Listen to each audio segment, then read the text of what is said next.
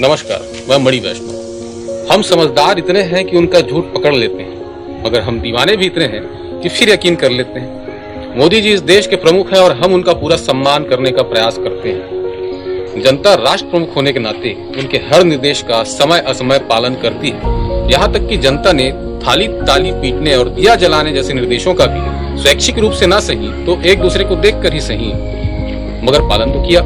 अति उत्साही समर्थकों ने पटाखे फोड़कर थाली में छेद भी कर दिया। आप याद करिए, जब मोदी जी ताली थाली और दिया जलाने कहते हैं तो सबसे बड़ी चर्चा का विषय क्या होता है? इसका फायदा क्या होगा या इसका नुकसान क्या होगा?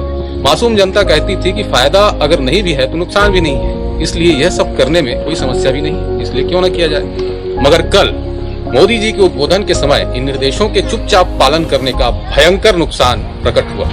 अपनी हर बात को मानते देख मोदी जी ने जनता के सामने इतना बड़ा झूठ बोल दिया जिसकी कल्पना भी नहीं की जा सकती थी। उन्होंने साफ तौर पर झूठ बोल दिया कि कोरोना के देश में आने से पहले ही हम एयरपोर्ट पर जांच शुरू कर चुके थे। एक कोरा सफेद और स्पष्ट झूठ। जनता के विश्वास का इतना बड़ा दुरुपयोग, विश्वास की इतनी बड़ी हत्या शर्मनाक है, निंदनीय है। हमें पता है कि झूठ बोलने से भाजपा और मोदी जी को पाप लगना बंद हो चुका है, मगर यह झूठ असहनीय है।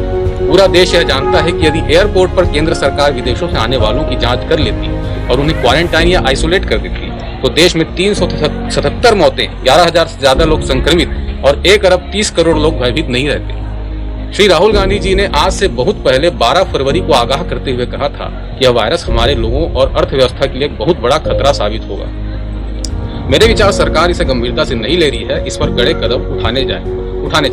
सरकार द्वारा ध्यान न दिए जाने के बाद भी राहुल गांधी जी और कांग्रेस ने बार बार सरकार को सावधान करने का प्रयास किया, मगर भाजपा की ओर से उन्हें यह जवाब मिला कि राहुल गांधी लोगों को हतोत्साहित न करें। राहुल गांधी जी ने सर्वप्रथम जब यह सरकार को आगाह किया, उसके 13 दिन बाद 25 फरवरी को जब पूरे विश्व में हाहाकार मच चुका था, उस समय गुजरात में लाखों लोगों की भीड़ को एक मैदान में जुटाकर नमस्ते ट्रंप कार्यक्रम का आयोजन किया गया।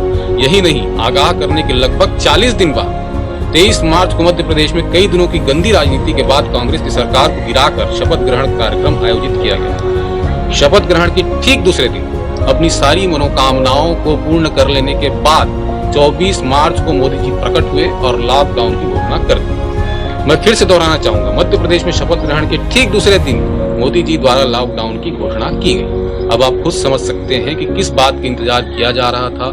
सरकार के लिए प्राथमिकता आप है या सत्ता?